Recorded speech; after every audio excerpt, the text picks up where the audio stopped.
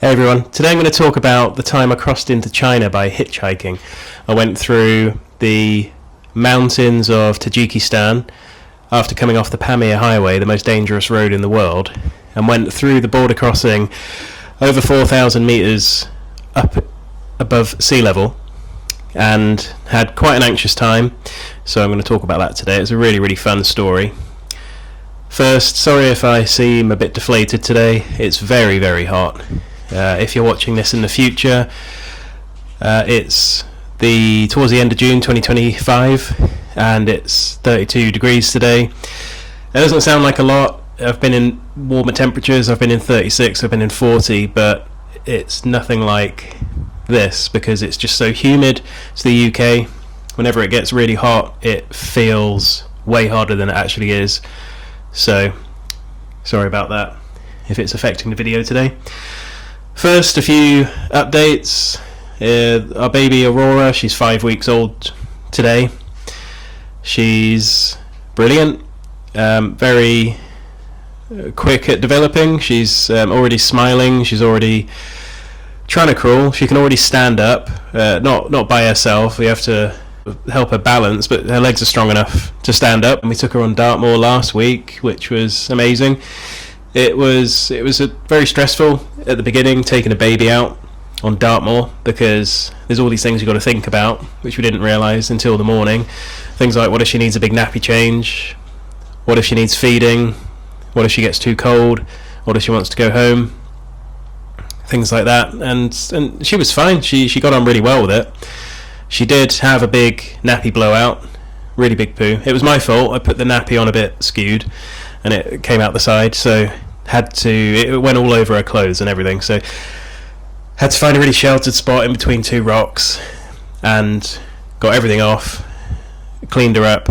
She got very cold very quickly. She started chattering, it was almost like she was too cold to cry properly. It was very heartbreaking, but very quickly I got the nappy back on, got a new outfit on, put her inside my jacket and just warmed her up. So it was quite an experience.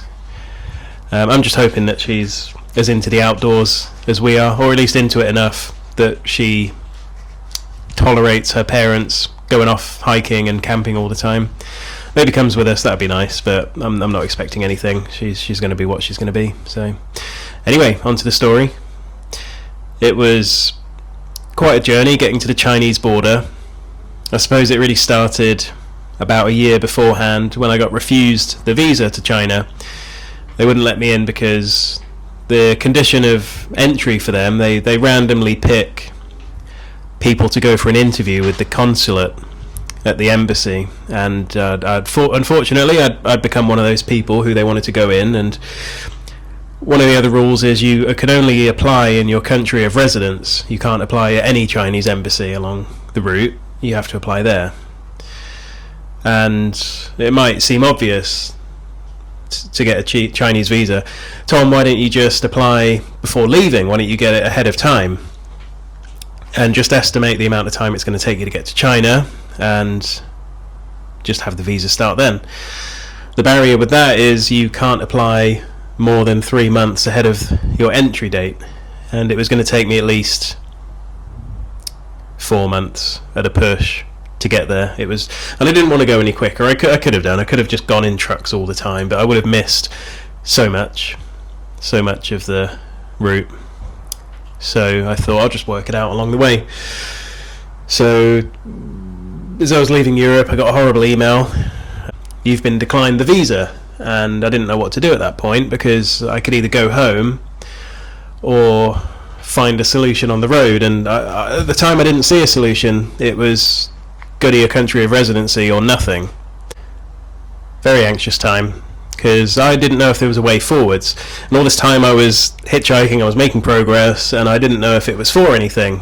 You know, I wanted to hitchhike to Singapore at the time. I went a tiny bit further, but Singapore, and there was a big barrier in the middle, which was China. And could I have gone any other way? There's countries around China, there's countries beneath it, above it, but the options were, well, Russia wasn't an option because you've then got North Korea, South Korea, and then China. Afghanistan wasn't an option for obvious reasons. India wasn't an option because I would have had to go through the very touchy region of Kashmir, I think it's called, and I didn't want to do that. So there wasn't really a way around that I could see, and I thought if I just keep reading the information, if I keep looking, if I keep talking to people, there's got to be some way forwards. And one day in Kazakhstan, I was about 5 months in, I read the information on the British website again, and it said country of residency. It has to be your country of residency. And what I realised was that didn't necessarily have to be the country I was from. I could gain residency in another country, and that country just happened to be Georgia. That was the easiest country to gain residency in for a British person. So Georgia it was a bit of a diversion. It was about 3,500 kilometres, which is quite a way. It's like driving from the UK to Russia and back.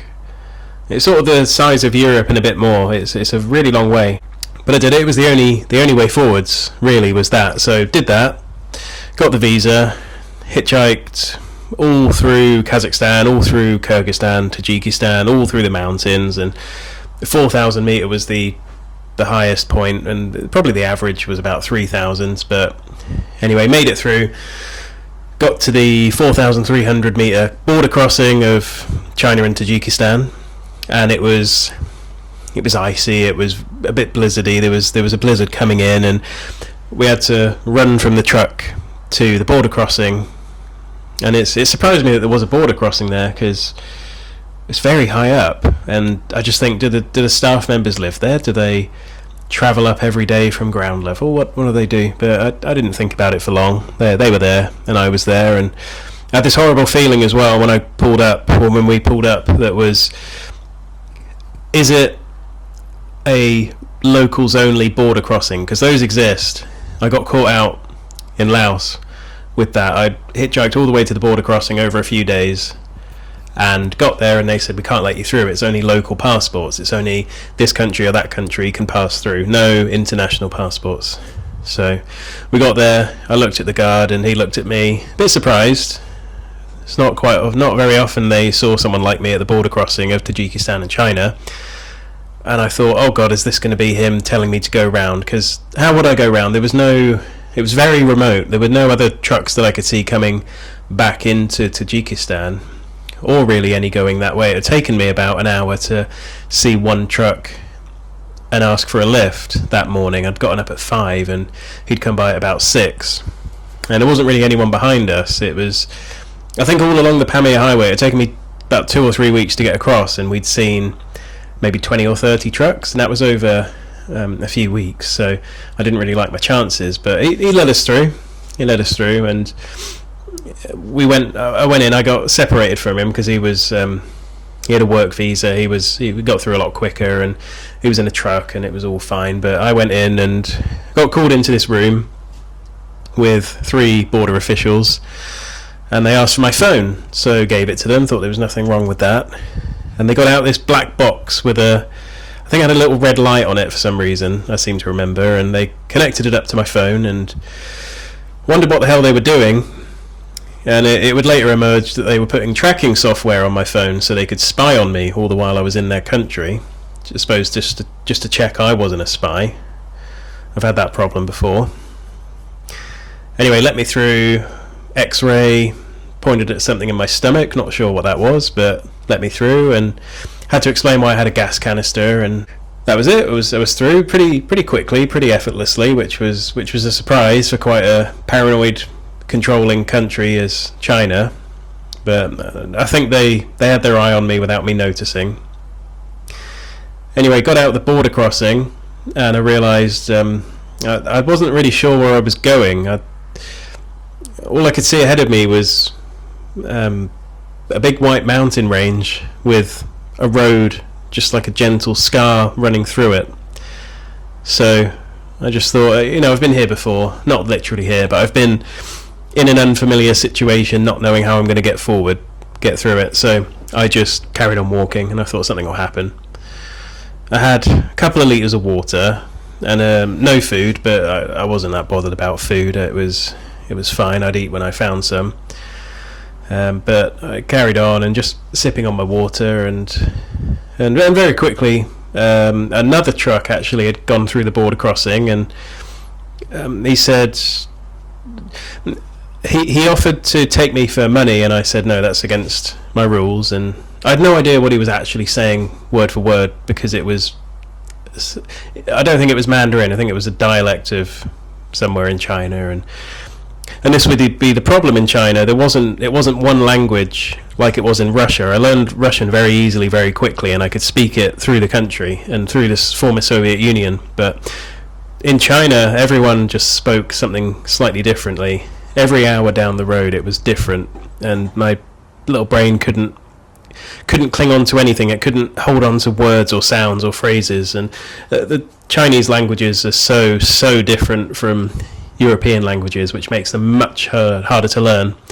So if you want a real challenge, try and learn Mandarin. I couldn't do it. It was just so different, the structure and the way they communicate. But I could understand body language, and I could articulate myself through gesture and tone and volume and everything well enough.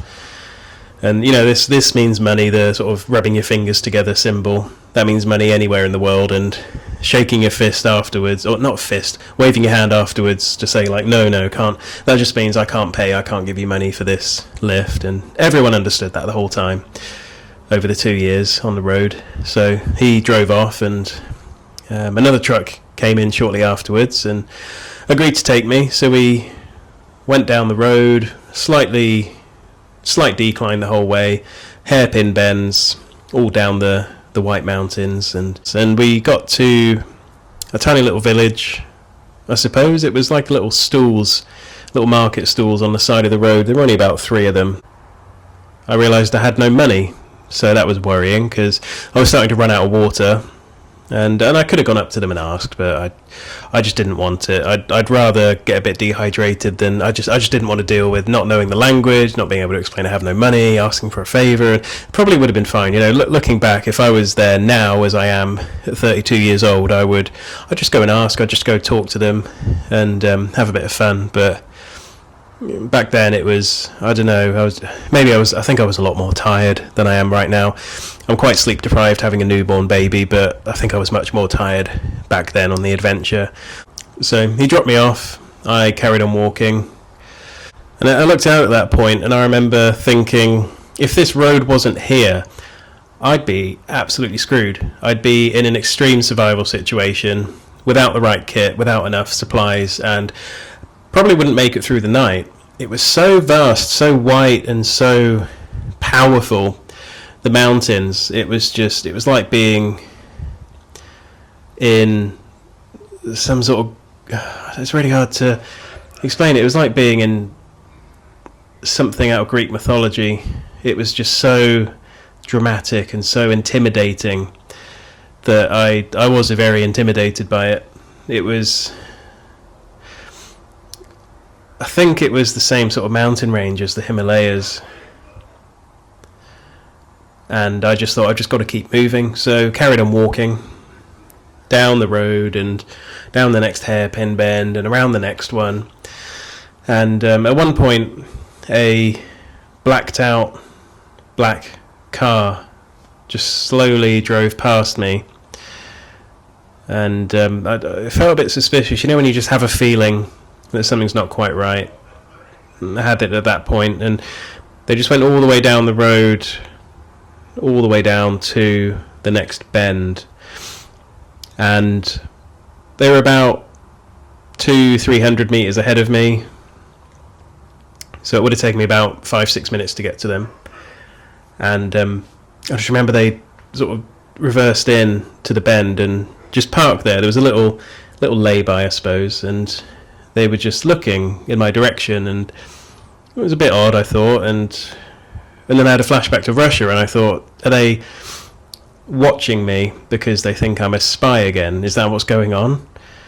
And I think it was. I think that's what was happening, because when I got closer to them, they drove away, and I'm wondering now if they drove slowly past me because they wanted me to ask for a lift so they could pick me up and ask me questions. But I didn't. I just wanted to keep walking. I was enjoying the time alone, and I knew I'd probably put my tent up at some point. I think it was getting quite late in the day. It was still sunlight, but I think I just wanted to walk and find somewhere to camp, and then the next day find a way to whatever city or village or town was at the bottom of the mountains, hopefully with a cache point. So put it out of my mind, just carried on, and found it was kind of like it was a mini wind tunnel on the side of the road, and it was the sort of it was designed to, if the rainfall ever picked up too much, it would divert it off of the main road and back down into the stream a few hundred meters to my right. So there was water. I had water nearby. I just couldn't get to it. It was too dangerous. It was a sheer drop to my right, and to my left there was only more mountain. So I couldn't really get to it, but had about a litre left by this point, which is enough. It was enough for the night and a few hours in the morning. So took a little sip before I went to bed. Put my tent up in this. It was a tunnel because it was sort of cut underneath the path and the road to my right. So put the tent up in there. Couldn't put the pegs in because it was concreted. And all through the night it was very windy because the winds were travelling down the mountains and in through there was basically a valley to my right, the river, as I said, and on the other side was more mountain, so it was a valley, and the wind was being channeled into that valley, whipped around all the bends, and pretty much diverted through this wind tunnel. Well, it wasn't a wind tunnel, but it became a wind tunnel. So I was getting slapped in the face by my tent at some points, and in the morning it got worse. And it was about 6 a.m. and I just thought, I'm just going to get up, I'm going to put my tent away, and it very, very nearly blew away because I forgot that it had no pegs in, and as soon as I got up, it got out of it started blowing away, but obviously my stuff was in there, so it weighed it down enough.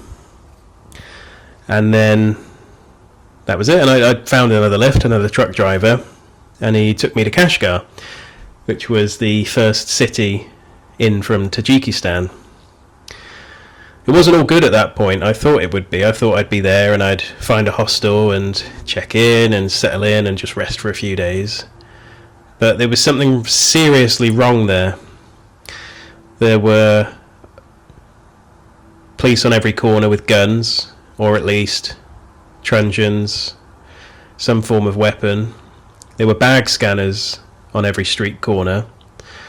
There was a very strong sense of unease in the air, a bit like you get before a big thunderstorm, like something's about to spark off. And I looked around, and the look on everyone's faces was just full of tension and full of anxiety and resentment and anger, and I just wondered what the hell's going on. I'd had no warning about this. I hadn't done any research about China, but I was in the middle of something. And I'll leave what that is for next week. So thanks for listening, and see you then.